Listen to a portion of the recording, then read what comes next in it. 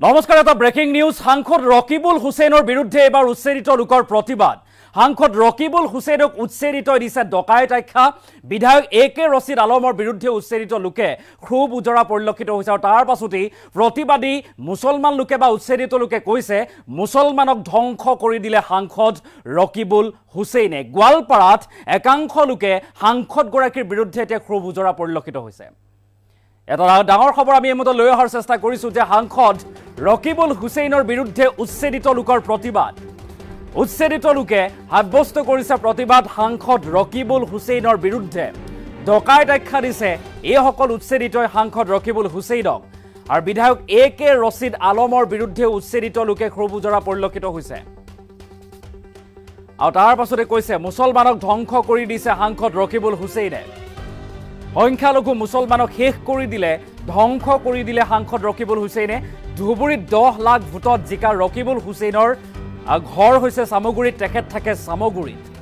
গোৱালপাৰাৰ দহিকটা সংৰক্ষিত বনাঞ্চলত উচ্ছেদিতৰ এনেদৰে প্ৰতিবাদৰ দৃশ্যাংশ দেখুৱাম পুনৰবাৰ আমি তথ্য লৈ আহিছো কি কৈছে প্ৰতিবাদকাৰীয়ে যে সাংসদ ৰকিবুল হুছেইনৰ বিৰুদ্ধে উচ্ছেদিত লোকৰ প্ৰতিবাদ একাংশ উচ্ছেদিত লোকে ৰকিবুল হুছেইনৰ বিৰুদ্ধে সাব্যস্ত কৰিছে প্ৰতিবাদ আৰু এই দৃশ্যাংশ দেখুৱাইছো এই সকল হৈছে উচ্ছেদিত লোক আৰু এই উচ্ছেদিত লোকসকলে সাংসদগৰাকীৰ বিৰুদ্ধে প্ৰতিবাদ সাব্যস্ত কৰিছে দহিকটা সংৰক্ষিত বনাঞ্চলত যেহেতু উচ্ছেদ চলিছে চৰকাৰে বুলডোজাৰ চলাইছে আৰু তাৰ পাছতেই এই সকল লোক এতিয়া স্থানীয় সাংসদ ৰকিবুল হুছেইনৰ বিৰুদ্ধে গৰজি উঠিছে ৰকিবুল হুছেইনৰ বিৰুদ্ধে উচ্ছেদিতই প্ৰতিবাদী কাৰ্যসূচী ৰূপায়ণ কৰি কৈছে যে মুছলমানক ধ্বংস কৰি দিছে ৰকিবুল হুছেইনে ধুবুৰীত 10 লাখ ভোটত জিকা ৰকিবুল হুছেইন থাকে সামগুৰিত ঘৰ কিন্তু গোৱালপাৰাৰ দহিকটা সংৰক্ষিত বনাঞ্চলত যি উচ্ছেদ চলিছে এই সকল উচ্ছেদিত লোকসকল কেনেদৰে আছে তাৰ খবৰ নাৰাখে ৰকিবুল হুছেইনে আৰু তাৰ বিৰুদ্ধে এতিয়া মাত মাতিছে বা গৰজি উঠা পৰিলক্ষিত হৈছে দৃশ্যাংশ দেখুৱাইছো প্ৰতিবাদৰ দৃশ্যাংশ আমি উইড এমবেজ দেখুৱাৰ চেষ্টা কৰিম সমান্তৰালভাৱে মন্তব্য আছে মন্তব্য শুনোৱাৰ চেষ্টা কৰিম একে ৰশিদ মুৰ্দাবাদ একে ৰশিদক না লাগে একে ৰশিদক না লাগে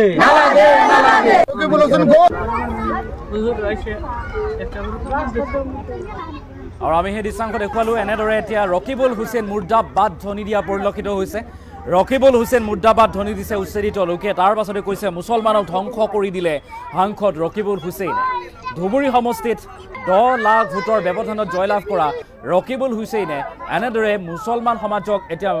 মৃত্যুৰ মুখলৈ ঠেলি দিছে বুলি উল্লেখ কৰিছে আৰু তাৰ পাছতে গৰজি উঠিছে ক্ষোভ প্ৰকাশ কৰিছে সাংসদগৰাকীৰ বিৰুদ্ধে লগতে বিধায়ক একে ৰছিদৰ বিৰুদ্ধে এতিয়া ক্ষোভ উজাৰিছে এই সকল উচ্ছেদিত লোকে আমি দৃশ্যাংশ দেখুৱাইছো দহিকটা সংৰক্ষিত বনাঞ্চলত যেহেতু উচ্ছেদ চলিছিল আৰু তাৰ পাছত এনেদৰে উচ্ছেদিত লোকসকলে থাকিবলগীয়া হৈছে তেখেতসকলৰ অৱস্থা শোচনীয় গতিকে এই সকল উচ্ছেদিত লোকে এতিয়া জুখাৰো কৰিছে সাংসদগৰাকীক ৰংগী সাংসদ ৰকিবুল হুছেইনক উভতি ধৰিছে কিয়নো উচ্ছেদিতই কৈছে যে মুছলমানক আমাক শেষ কৰি পেলালে ধ্বংস কৰি পেলালে সাংসদ ৰকিবুল হুছেইনে তেখেত গোৱালপাৰা বা ধুবুৰী সমষ্টিৰ সাংসদ হয় কিন্তু থাকে তেখেত সামগুৰি নগাঁও সামগুৰিত থাকে মন্তব্য আহি পৰিছে এই মুহূৰ্তত আমি মন্তব্য শুনাব বিচাৰিম কেনেদৰে প্ৰতিবাদী কাৰ্যসূচী ৰূপায়ণ কৰিছে এই সকল উচ্ছেদিত লোকে ৰকিবুল হুছেইনৰ বিৰুদ্ধে আমি সেই মন্তব্য শুনাব বিচাৰিম আমাৰ ইয়াৰে 100% লোকেল থলুৱা মানুহ হয় ইয়াতে যিসকল মানুহ আছে শিবিৰত তেওঁলোক প্ৰায়ভাগেই গোৱালপাৰাৰ ভোটাৰ হয় এই মানুহবিলাকৰ 1951-66 চবতে ভোট আছে চৰকাৰে এনে আমাক কৈ আছে যে সন্দেহযুক্ত নাগৰিক তেওঁলোকক উচ্ছেদ কৰি বাংলাদেশত খেদাই পঠিওৱাৰ ব্যৱস্থা কৰি আছে কিন্তু ইয়াতে আপোনালোকে চালিজাৰি চাব সকলো মানুহৰ NRC আছে 51ত 66ত ভোটাৰ লিষ্টত নাম আছে এই গোৱালপাৰা ডিষ্ট্ৰিক্টত এই আদি পিতাৰ আদিম যুগৰে পৰা ইয়াতে বসবাস কৰি আছে ককা আজোককাসকলে ইয়াতে বসবাস কৰিছে তেওঁলোকক যে উচ্ছেদ কৰি দিল আমাৰ লোকেল MP MLA বিলাকে কোনো খবৰ নলল যে আমাৰ এই ভোটাৰখিনি ক'ত আছে নদীত ভাহি গ'ল নে বালুচৰৰ মাজত সোমাই পৰিল তাৰ কাৰণে আমি দুখ প্ৰকাশ কৰিছোঁ অহা নিৰ্বাচনৰ সময়ত আমাৰ এই উচ্ছেদিত লোকসকলে তেওঁলোকক সঠিক প্ৰত্যুত্তৰ দিব বুলি তেওঁলোকে মৰণপণ কৰি লৈছে যে আমি আমাৰ প্ৰতিনিধিসকলক সঠিক উত্তৰ দিম তেওঁলোকে কেনেকৈ নিৰ্বাচনত হাৰে বা জিকে ৰাইজেই ৰজা ৰাইজেই তেওঁলোকক MP MLA বনাইছে আকৌ ৰাইজে তেওঁলোকক ভাঙিব পাৰিব আজিৰ তাৰিখত মই চৰকাৰক অনুৰোধ জনাম খালি এই শিবিৰতে নহয় আমাৰ ৰাস্তাৰ কাষতো আৰু এটা শিবিৰ আছে থলুৱা মানুহ তাতেও আছে হাইৰোডৰ ওচৰত তেওঁলোকেও বহুত কষ্ট কৰি আছে ইয়াৰ মানুহখিনিও কষ্ট কৰি আছে চৰকাৰে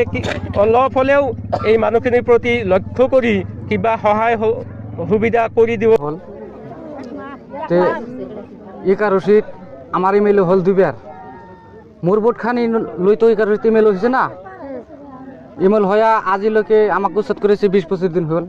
আজিলকে ইকা রশিদ ইমেলে কোনো খবর লওয়া নাই আর আমার MP রুবুল হোসেন কোনো খবর লওয়া নাই চরত যায় কিন্তু এদি যায় রোদ দিয়া যায় আমার খবর লওয়া নাই তে একটা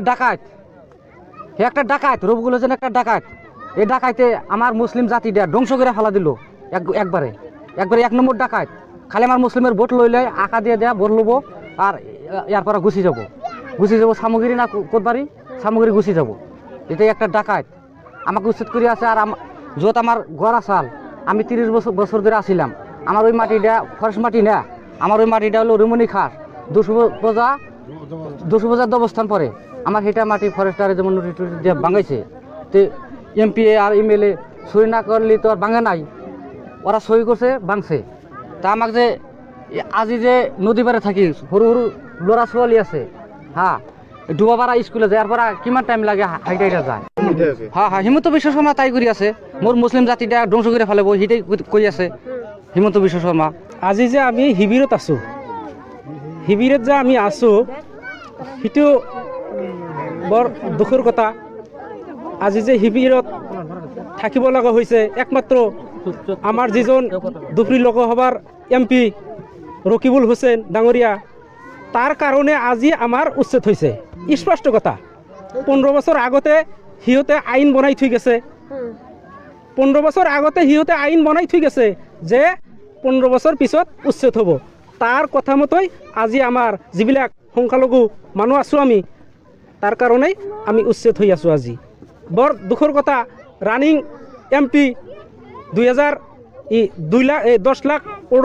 লাখৰ অধিক ভোটত আমি জিকাইছোঁ তাক আজি তাৰ প্ৰতিফল সি আমাক দি আছে গতিকে আপোনালোকৰ ওচৰত দি ক'ব খুজিছোঁ যে 26ত যে নিৰ্বাচন আহি আছে তাক আমি সকীয়াই দিব বিচাৰিছোঁ 26ৰ নিৰ্বাচনৰ সন্মুখত যেতিয়া আমাৰ সন্মুখত আহিব তেতিয়া তাৰ প্ৰত্যুত্তৰ আমি সকলো ৰাইজ মিলি দিম না নাই রকিবুল ইসলাম গো ব্যাক রকিবুল ইসলাম গো ব্যাক